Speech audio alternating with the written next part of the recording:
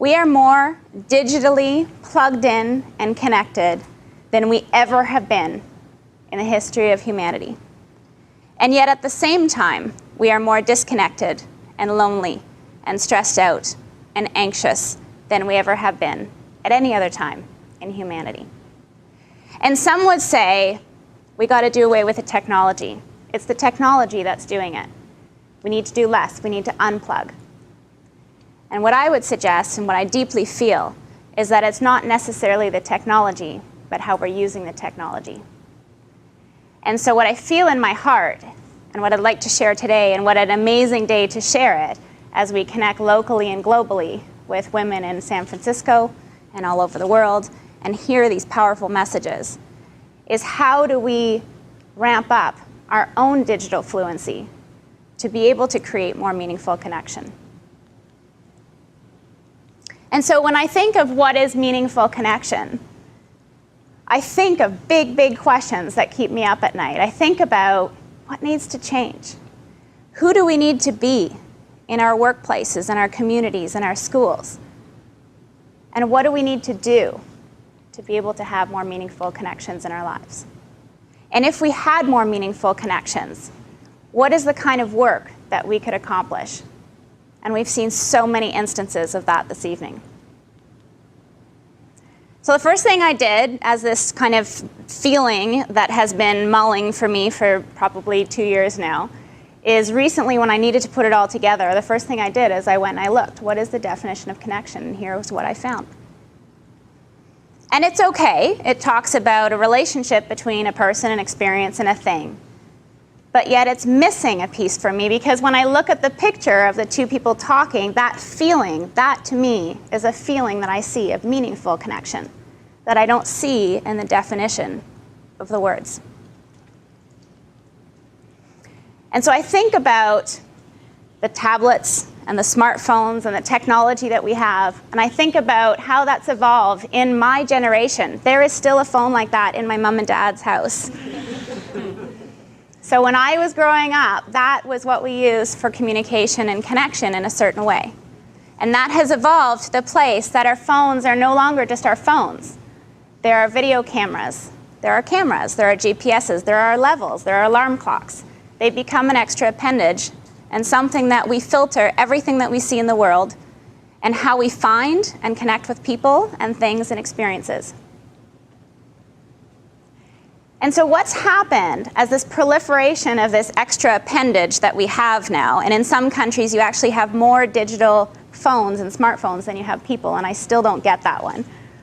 But what's happened is there's now been this proliferation of social and digital sites where we can go and we can endlessly connect with experiences and people that will bring us, ideally, more joy and more meaning.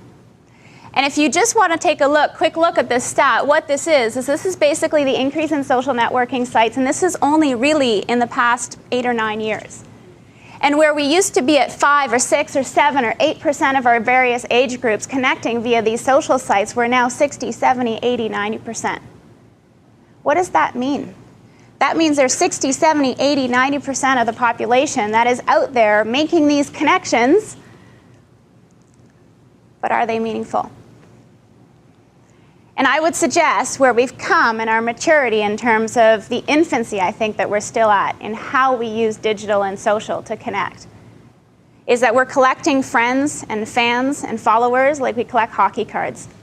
And even for myself, in the 5 years that I've started my business, in the beginning, I totally thought I had to be there, and I was convinced by the people that I trusted and respected to give me guidance and mentorship when it came to marketing my business and building my business, that you had to be at this number where you had a certain number of followers or you had a certain number of friends, because that meant you had more influence, and if you had more influence, you were going to get more business and have more impact. And so I totally got caught up, and I think a lot of people got caught up in that 4 or 5 years ago. But I totally feel something's shifting. I know for sure it's shifting for me. I'm divesting myself of friends and followers and getting back to that small percentage that truly is a meaningful connection in business or personal. And I know more and more people are doing that. But this all culminated for me, I have to say, thinking about this talk, this actually all culminated for me about 10 days ago when I realized that selfie is actually the 2013 word of the year. Every year, the Oxford University Press chooses a word that encapsulates culture, a snapshot in time. And normally, they actually have one word in the UK and Europe and one word in North America. And this year, for the first time, it's actually the same word all over the world.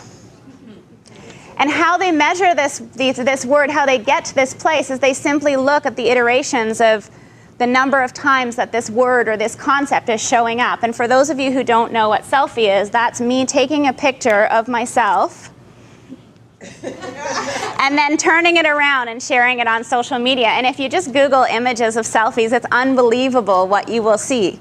And it has spawned shelfies where you're taking pictures of your bookshelf and sharing that, and God knows what else. But you're looking at a 17,000% increase in the use of that word and that concept since last year. What does that mean about our society and our desire for connection? We just heard a whole TED talk on it. When we do this and then we put it forward, what are we asking for? But what's happening, if you look at the percentage of people that are on social sites doing this, amongst other things, there's for sure meaningful connection. What it's doing is creating a tremendous amount of noise and a tremendous amount of superficiality. And what we're losing sight of is the opportunities for meaningful impact and meaningful connection. So it's getting noisy out there. And what I would suggest, and this is in my heart where I feel I'd love to start this conversation, is how this is not about Generation Y or Z or any other letter of the alphabet or boomers or zoomers. We are today Generation Connect. We are all, there's grandmothers on Facebook, and there's kids on digital, and there's all ages in between.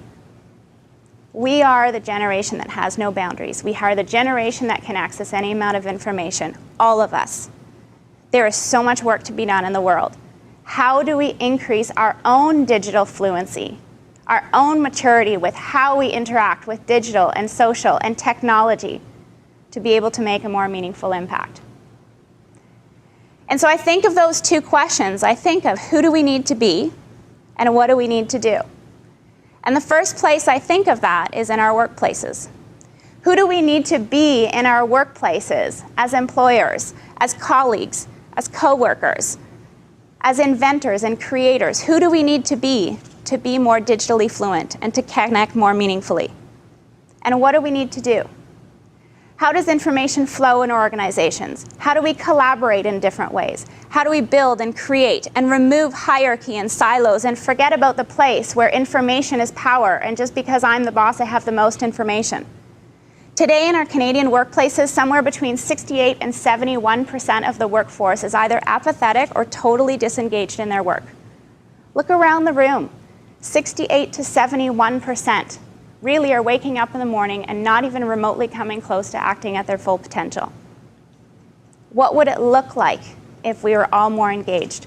What would it look like if we were more connected to the work that we do, the people we work with, and the organizations that we work with? What would it look like in our schools? What would it look like in our schools? Who do we need to be as educators, and who do we need to be as students? I have 2 girls in elementary school, and I think about that all the time. How can digital and technology enable them to connect more deeply, not just to the people in the 4 walls of their classroom or the 4 walls of their school, but connect more deeply to the world around them?